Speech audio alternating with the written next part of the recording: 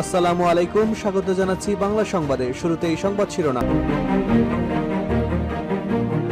বাংলাদেশের সর্বশেষ গুরুত্বপূর্ণ আপডেট সংবাদে আপনাকে স্বাগত। শুরুতেই সংবাদ শিরোনাম, পরে বিস্তারিত। প্রথমেই জানাবো, এক বছরে অন্তর্বর্তীকালীন সরকারে 12টি সাফল্য তুলে ধরলেন প্রেস সচিব। সাবেক প্রধানমন্ত্রী শেখ হাসিনা দেশ ত্যাগের পর গঠিত অন্তর্বর্তীকালীন সরকারে এক বছর পূর্তি হতে যাচ্ছে। শুক্রবার 8ই আগস্ট এই এক বছরের সরকারের উল্লেখযোগ্য 12টি সাফল্য তুলে ধরেন প্রধান উপদেষ্টার প্রেস সচিব শফিকুল আলম। আর 7ই আগস্ট নিজের ভেরিফাইড ফেসবুক আইডিতে এক পোস্টে এই সাফল্যগুলো তুলে ধরেছেন তিনি। এ বিষয়ে গুরুত্বপূর্ণ সংবাদ জানাবো, বন্ধুরা সঙ্গেই থাকুন। এরপর জানাবো, চাঁদাবাজির অভিযোগে বিএনপির অঙ্গ সংগঠনের 2 নেতা গ্রেপ্তার। নারায়ণগঞ্জ মহানগর শ্রমিক দলের আহ্বায়ক এস এম আসলাম ও জেলা তরুণ দলের সভাপতি টি.এইচ. তোফাকে আটক করেছে আইন শৃঙ্খলা রক্ষাকারী বাহিনীর সদস্যরা।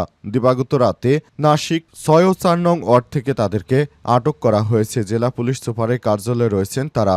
জানা গেছে, তারা দেশজুড়ে ব্যাপক পরিমাণ চাঁদাবাজি করছিলেন এবং মানুষের কাছ থেকে টাকা পয়সা ছিনিয়ে নিচ্ছিলেন বলে অবশেষে পুলিশ তাদের আটক করেছে। এদিকে জুলাই শহীদের তালিকা থেকে 8 জনের নাম বাতিল করে গেজেট প্রকাশ। জুলাই গণ অভ্যুত্থানে শহীদদের তালিকা থেকে 8 জনের নাম বাতিল করে গেজেট প্রকাশ করা হয়েছে আজ। মুক্তিযুদ্ধ বিষয়ক মন্ত্রণালয়ের গেজেটে অধিশাখা তালিকা থেকে তাদের নাম বাদ দিয়ে প্রজ্ঞাপন জারি করা হয়েছে। এবারে জানাবো, অর্থ পাচারের মামলায় 10 বছরের কারাদণ্ডপ্রাপ্ত আসামি জি.কে. গাউস শামীম মুক্ত।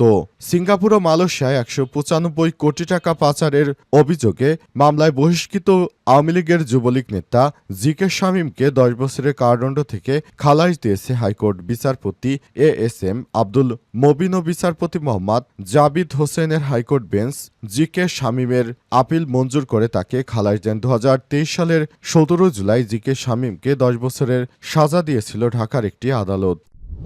এবং সর্বশেষ জানাবো, জুলাই আন্দোলনে নিহত অজ্ঞাত 6 মরদেহ আঞ্জুমান মফিদুলে হস্তান্তর।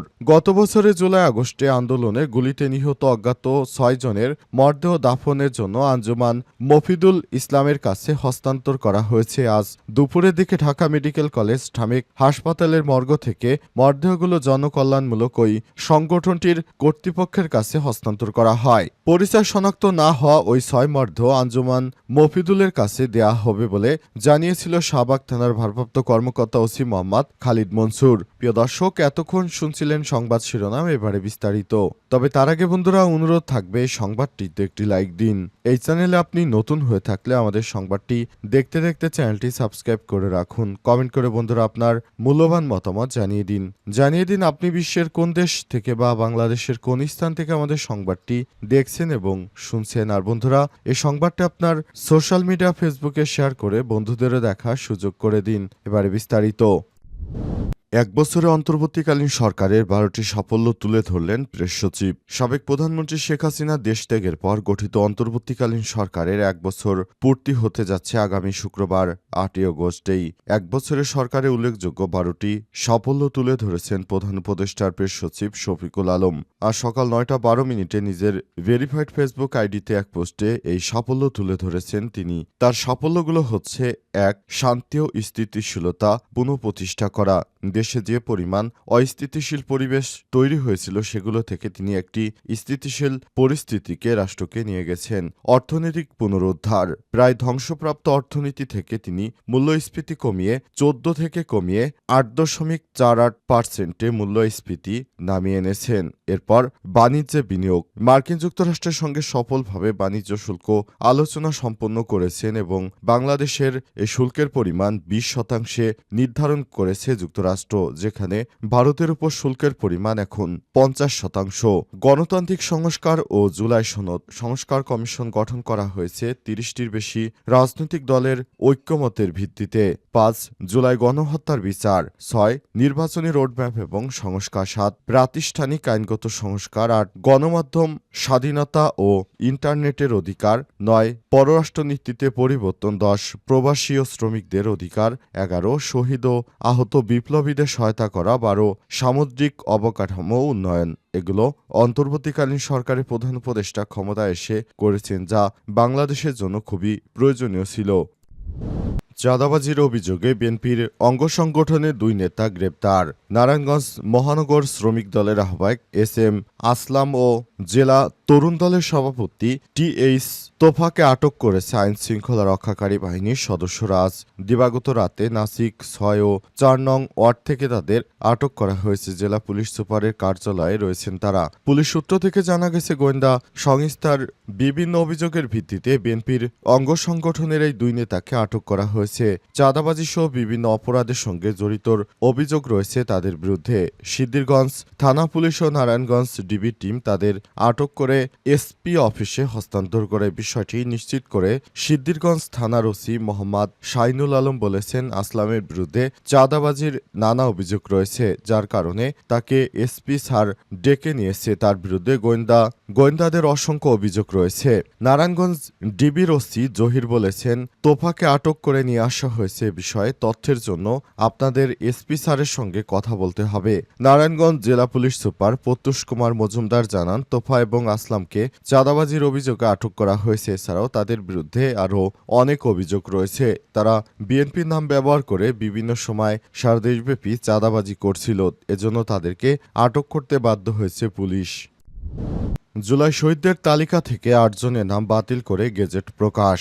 জুলাই অভ্যুত্থানে শহীদদের তালিকা থেকে 8 জনের নাম বাতিল করে গেজেট প্রকাশ করা হয়েছে। আজ মুক্তিযুদ্ধ বিষয়ক মন্ত্রণালয় থেকে গেজেট অধিশাখা তালিকা থেকে তাদের নাম বাদ দিয়ে প্রজ্ঞাপন জারি করা হয়। গেজেট থেকে বাদ পড়া 8 জন হলেন টাঙ্গাইলের খলিলুর রহমান তালুকদার, গেজেট নম্বর 229, ঢাকার রামপুরার মুসলে উদ্দিন, গেজেট নম্বর 224, নরসিংদীর জিন্নামিয়া, গেজেট নম্বর 375, ঢাকার দৌলত খানের শাহজামাল, গেজেট নম্বর 611, ঢাকা সাভারের মোহাম্মদ রনি, গেজেট 766, নারায়ণগঞ্জের তাওহিদুল আলম জিসান, গেজেট নম্বর 818, পটুয়াখালী বশির সর্দার, গেজেট 823 এবং শরীয়তপুরের বাঁধন, গেজেট 836। প্রজ্ঞাপনে বলা হয়েছে, জুলাই গণঅভ্যুত্থানে শহীদ পরিবার ও জুলাই যোদ্ধাদের কল্যাণ ও পুনর্বাসনের অধ্যাদেশ 2025-এর খ ধারা এবং রুলস অব বিজনেস অনুযায়ী এই 8 জন জুলাই শহীদদের গেজেট থেকে বাতিল করা হয়েছে এবং কী কারণে তাদেরকে গেজেট তালিকা থেকে বাতিল করা হয়েছে বিষয়ে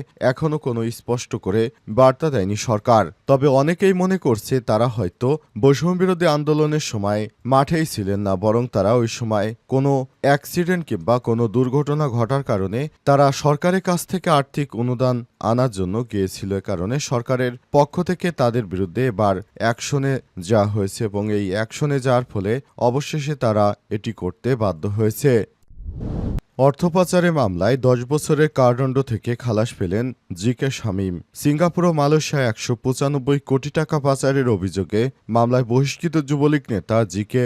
শামীমকে 10 বছরের কারাদণ্ড থেকে খালাস দিয়েছে হাইকোর্ট। বিচারপতি এস এম আব্দুল মবিন ও বিচারপতি মোহাম্মদ জাবিদ হোসেনের হাইকোর্ট বেঞ্চ আজ জি.কে. শামীমের বিরুদ্ধে আপিল মঞ্জুর করে তাকে খালাস দেন। 2023 সালের 17 জুলাই জি.কে. শামীমকে 10 বছরের সাজা দিয়েছিল ঢাকার একটি আদালত। ঢাকার বিশেষ আদালত 10-এর বিচারক মোহাম্মদ নজরুল ইসলাম তখন রায় বলেছিলেন, প্রসিকিউশন জি.কে. শামীম ও অন্যান্যদের বিরুদ্ধে আনিত অভিযোগ প্রমাণ করতে সক্ষম হয়েছে এবং তাদের এই ধরনের অপরাধের জন্য শাস্তি দেওয়া হয়েছে। 2020 সালের 10 নভেম্বর একই আদালত এই মামলায় জি.কে. শামীম এবং তার 7 দেহরক্ষীর বিরুদ্ধে অভিযোগ গঠন করেন। পুলিশের অপরাধ তদন্ত বিভাগ সিআইডি অভিযুক্তদের বিরুদ্ধে 2020 সালের 4 আগস্ট চার্জশিট জমা দেয়। অপরাধ তদন্ত বিভাগের সিআইডির সংগঠিত অর্থনৈতিক অপরাধ ইউনিটের অতিরিক্ত বিশেষ সুপার ও মামলার তদন্ত কর্মকর্তা আবু সাইদ অভিযোগপত্রে বলেছেন, শামীমের বিভিন্ন ব্যাংক অ্যাকাউন্টে 2টি বাড়িতে 180টি ফিক্সড ডিপোজিট অ্যাকাউন্ট 337.3 কোটি টাকা রয়েছে। রাজধানীতে 41 কোটি টাকা মূল্যের 52 কাঠা জমি রয়েছে। অভিযোগে আরও বলা হয়েছে, শামীম সরকারি দপ্তরে টেন্ডারবাজি এবং বাস টার্মিনাল ও গরুর হাটে চাঁদাবাজির মাধ্যমে সম্পদ অর্জন করেছে।